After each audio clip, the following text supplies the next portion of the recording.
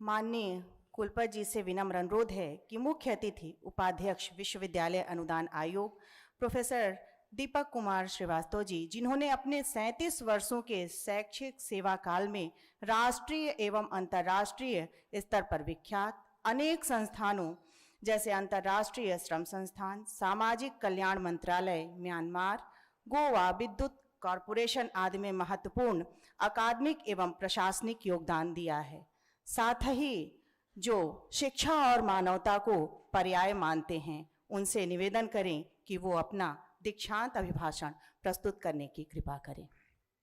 मैं माननीय मुख्य अतिथि जी से अनुरोध करता हूं कि आज के दीक्षांत समारोह में दीक्षांत अभिभाषण प्रस्तुत करने की कृपा करें। बुंदेलखंड विश्वविद्यालय के 27वें दीक्षांत समारोह की अध्यक्ष माननीय कुलाधिपति एवं माननीय राज्यपाल उत्तर प्रदेश श्रीमती आनंदीबेन पटेल जी, विशिष्ट अतिथि श्री योगेंद्र उपाध्याय जी, माननीय मंत्री उच्च शिक्षा विज्ञान एवं प्रौद्योगिकी इलेक्ट्रॉनिक्स एवं सूचना प्रौद्योगिकी उत्तर प्रदेश, माननीय श्रीमती रजनी तिवारी जी, राज्य मंत्री उच्च शिक्षा उत्तर प्रदेश सरकार, माननीय कुलपति प्रोफेसर मुकेश पांडे जी, माननीय कुल सचिव विश्वविद्यालय की कार्य परिषद तथा विद्या परिषद के सम्मानित सदस्यगण, सम्मान्य अतिथिगण, विश्वविद्यालय के वर्तमान एवं पूर्व आत्मीय शिक्षक बंधु, अधिकारी तथा कर्मचारीगण, मीडिया के प्रतिनिधिगण, उपाधिधारी तथा पदक प्राप्त छात्र छात्राओं, देवियों और सज्जनों, विश्वविद्यालय के दीक्षांत समारोह के अवसर पर मैं आप सभी का हार्दिक अभिनंदन करता हूं।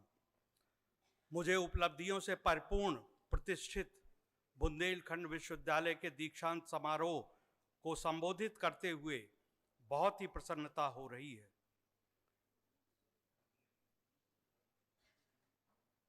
ये झांसी शहर उत्तर प्रदेश में स्थित है और ये बहादुरी, साहस और आत्मसम्मान का प्रतीक है।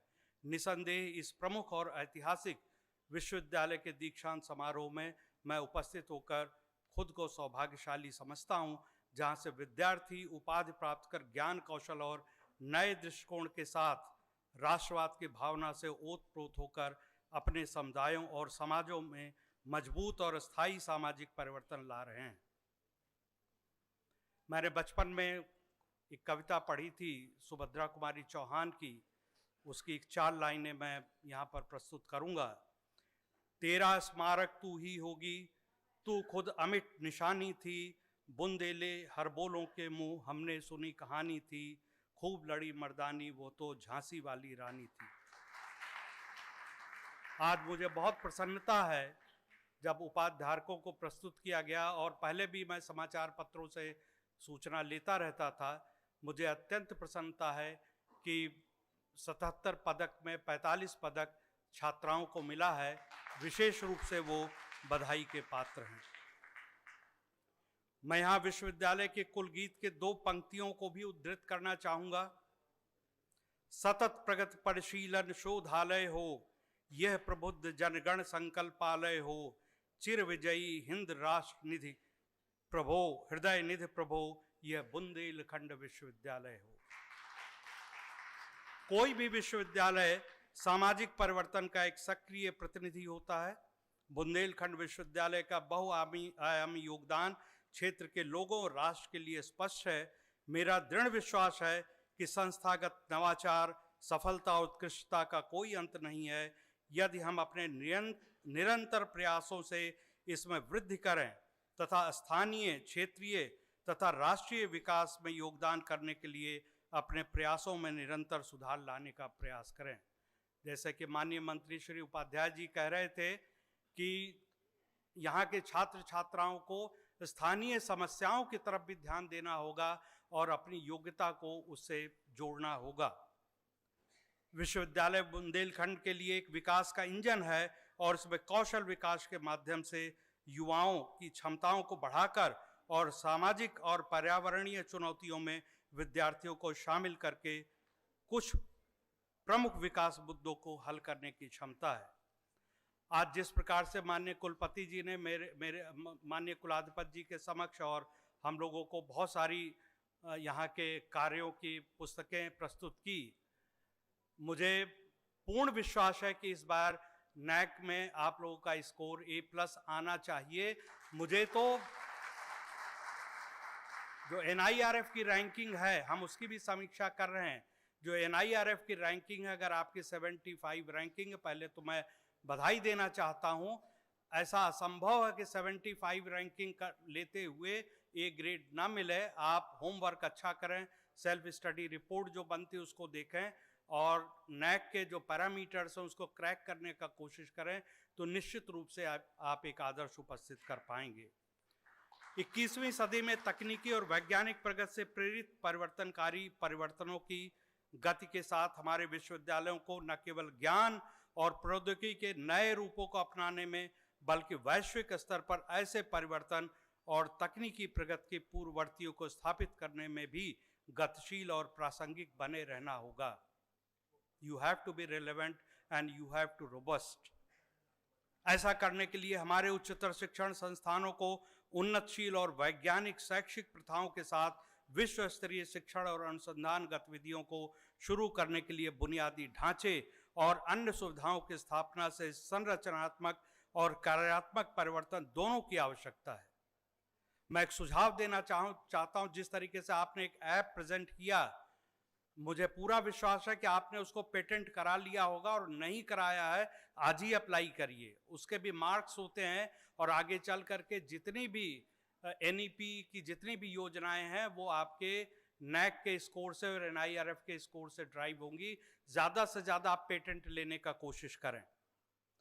आप सभी सहमत होंगे कि 21वीं सदी को भारत की सदी के रूप में देखा जा सकता है, जिसमें हमारा ध्यान रोजगार सृजन, कौशल विकास और प्रौद्योगिकी के नए रूपों को अपनाने पर है, जो एक साथ हमें ज्ञान अर्थव्यवस्था के रूप में रणनीतिक संबंध लाभ दे सकते हैं।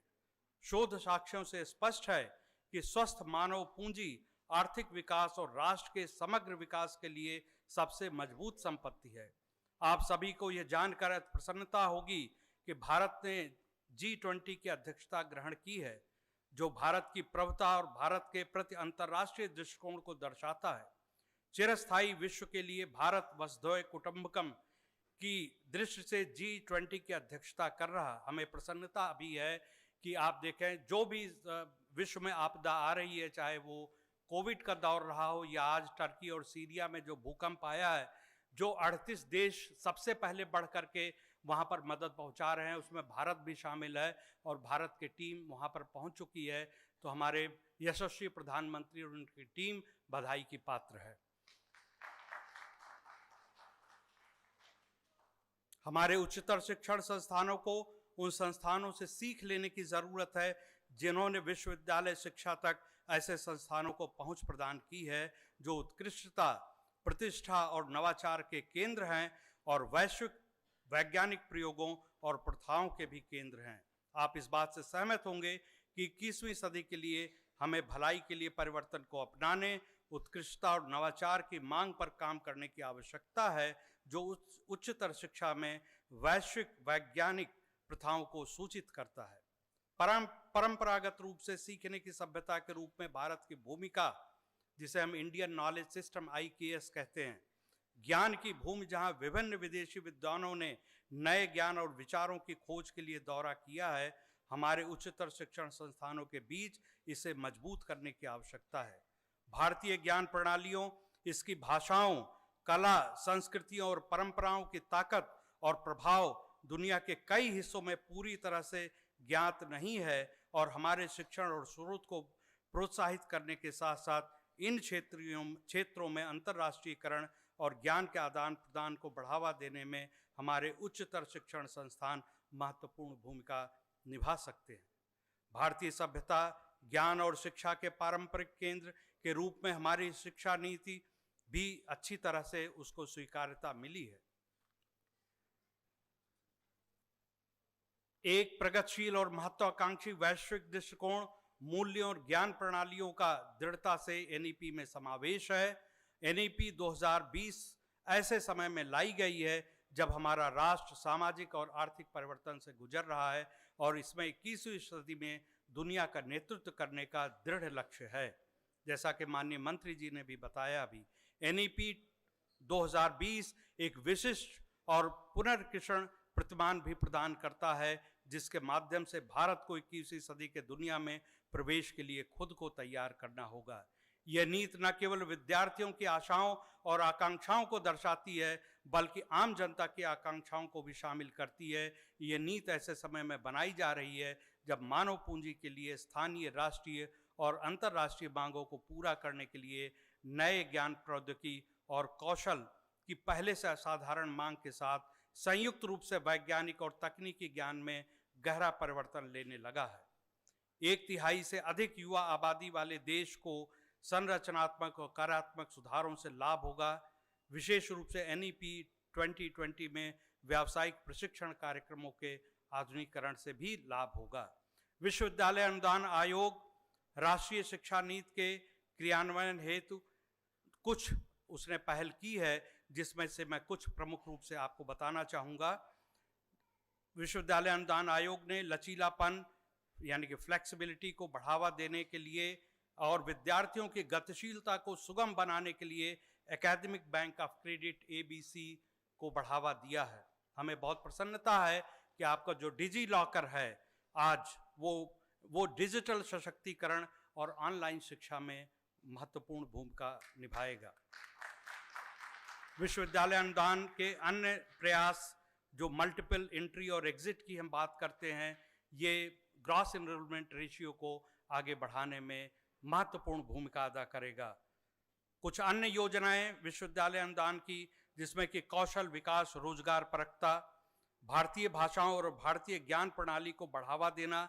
वर्तमान समय में UGC 12 भारतीय भाषाओं में अंडर ग्रेजुएट लेवल के पुस्तकों को लिखने का कार्य कर रही है और मैं पूर्ण आशा है कि अप्रैल में हम 2023 में इसको हम 1500 पुस्तकों को प्रस्तुत कर सकेंगे। स्नातक स्तर से शुरू होने वाले शोध पर भी हम मुख्य रूप से ध्यान केंद्रित कर रहे हैं।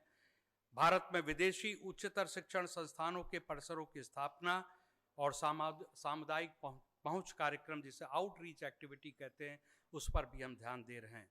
मैं दृढ़ता से समझता हूं कि हमारे संविधान में लोकतंत्र, समानता, सामाजिक न्याय और वैश्विक भाईचारे के सिद्धांत हमारे देश की प्रगति और विकास की नींव के रूप में कार्य करते हैं। ये और अधिक सामान्य उद्देश्य NEP 2020 कार्यान्वयन की नींव के रूप में काम करेंगे। हमारा राष्ट्र एक विकासशील से एक विकसित राष्ट्र में बदलने की प्रक्रिया में है, जैसे कि हम लोग आदरणीय मोदी जी जिसे कि अमृत काल कह रहे हैं। NEP 2020 में हमें 2020 में हमें उच्चतर गुणवत्ता वाली शिक्षा और प्रशिक्षण के माध्यम से, बढ़ती मानव पूंजी के माध्यम से इस प्रक्रिया में मदद करने का अवसर प्रदान करता है।